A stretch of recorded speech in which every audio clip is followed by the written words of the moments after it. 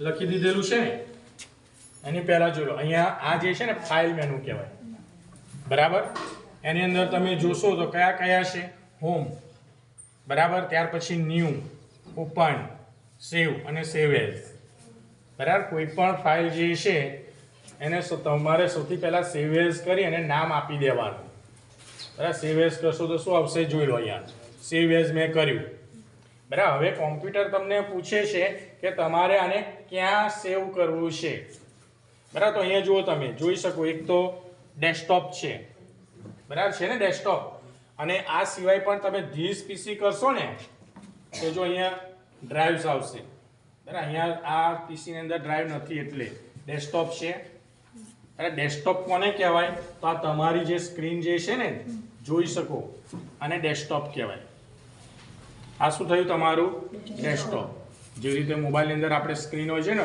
Home screen આ desktop કહેવાય બરાબર અને અહીંયા તમે સેવ કરશો દાખલા તરીકે એક હું તમને બતાવું છું અહીંયા સેવ એઝ આપ્યું બરાબર અને અહીંયા મેં શું કર્યું સિલેક્ટ ડેસ્કટોપ બરાબર તો હવે તરત અહીંયા તમને નામ પૂછે છે અહીંયા જો વાંચવાનું થોડું કશું યાદ નહીં રાખવાનું આપણે બધું અંદર હોય જ બરાબર અહીંયા જો તમને નામ પૂછે ફાઇલ નેમ છે તો અહીંયા તમારે જે નામ આપવું હોય ને એ નામ આપો તમારે તમારું નામ આપી દેવાનું બરાબર જો અહીંયાથી આ બેક સ્પેસ કરશો ને એટલે આ બધું જતું રહેશે બરાબર જો જતું રહ્યું હવે તમારે જે નામ લખવું હોય એ લખવાનું દાખલા તરીકે શું નામ છે તારું મિલન તો મી ન લ બરાબર મિલન લખી દીધું પછી અહીંયા તમે જોશો ને તો જો ટાઈપ છે સેવ એઝ ટાઈપ બરાબર અહીંયા તમારે ક્લિક કરવાનું ભલે જે હોય કોમ્પ્યુટરમાં તમારે એક વખત અડી લેવાનું બરાબર એવું નહીં કે આટલું જ કરવાનું તમે જોશો ને તો અહીંયા જો ટાઈપ હશે દેખાય છે બધું જ બરાબર અહીંયા તમારે જોશો તો અહીંયા પીડીએફ છે પીડીએફ એવું છે ફોર્મેટ કે જેની અંદર એક વાર તમે સેવ કરો પછી કશું ચેન્જ થાય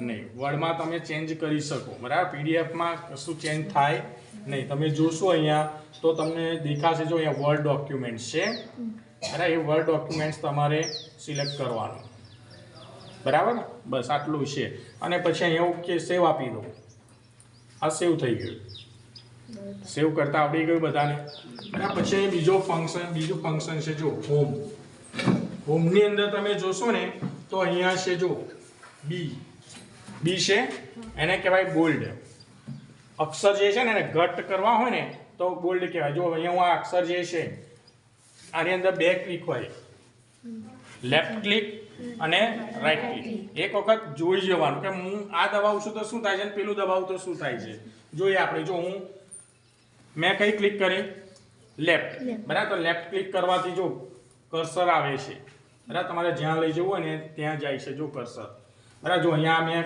લઈ ગયો હવે અહીંયા તમે જોશો ને ત્યાં બ્લિંક થાય છે બ્લિંક થાય ને એ એક્ટિવ કર્સર કહેવાય એને શું કહેવાય એક્ટિવ કર્સર બરાબર એક્ટિવ કર્સરનો મતલબ કે અહીંયા તમે લખશો જે પણ કામ કરશો ને અહીંયા બ્લિંક જે થાય છે ને ત્યાં લખાશે નહીં કે મારું કર્સર છે ત્યાં અરે અહીંયા છે મારો જો એરો અરે પણ હું લખાશે ક્યાં જ્યાં બ્લિંક થતું હશે ને ત્યાં જ લખાશે તો અહીંયા જો અહીંયા હું લખીશ ને યુ જો આવી ગયું યુ બરાબર એટલે આ બ્લિંક થતું હોય એ શું કહેવાય એક્ટિવ બરાબર એટલે હવે અહીંયા જો હું આને સિલેક્ટ કરીશ સિલેક્ટ કેવી રીતે થાય તો લેફ્ટ ક્લિક કરવાનું અને સિલેક્ટ કરવાનું થયું આ સિલેક્ટ બરાબર હવે એને મારે બોલ્ડ કરવું છે તો બોલ્ડ થઈ ગયું બરાબર આ ઇટાલિક કહેવાય તો ઇટાલિક થયું ઇટાલિક બરાબર થોડું કામ ત્રાસું થઈ જાય અને બીજું પણ છે આ અંડરલાઈન બરાબર જો અહીંયા અંડરલાઈન થશે થઈ ગયા અંડરલાઈન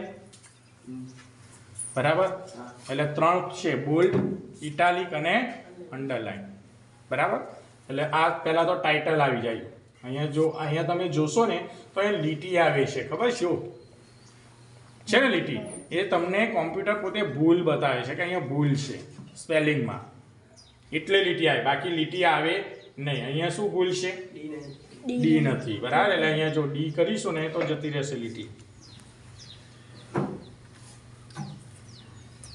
બરાબર પણ આ લીટી શાની છે પેલી લાલ લીટી જતી રહી આ લીટી શાની છે અંડરલાઈન આપણે કરેલી એ છે બરાબર અહીંયા જો એ કાઢ્યું હોય તો શું કરીશું અહીંયા બોલ્ડ કરી દઈશું બરાબર થઈ ગયું અને અંડરલાઈન મારે કાઢવી હોય તો આ અંડરલાઈનનું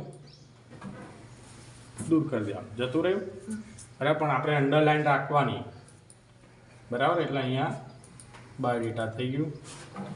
બરાબર, હવે આને તમે જોશો તો આને સેન્ટરમાં લાવવું છે. તો પહેલાં શું કરવાનું, એને સિલેક્ટ કરી દેવાનું. સિલેક્ટ કેવી રીતે થાય છે? કઈ ક્લિક કરવાની?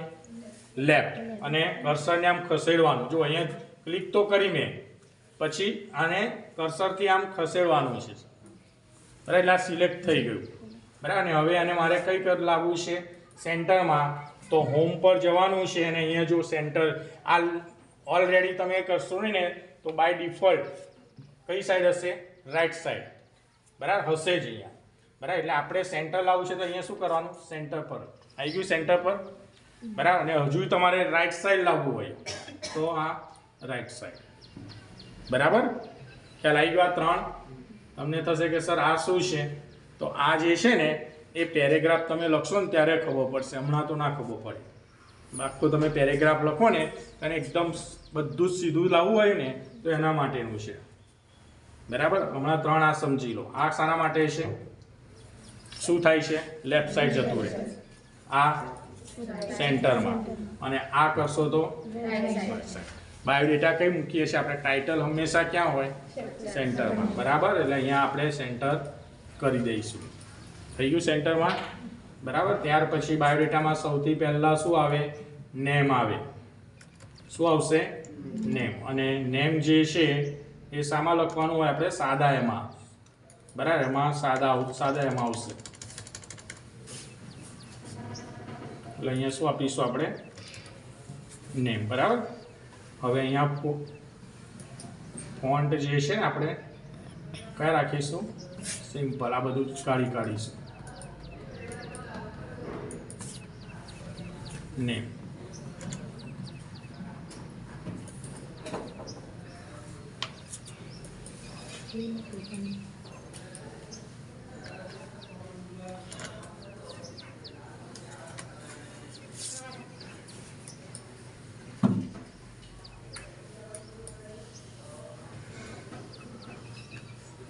થઈ ગયું નેમ.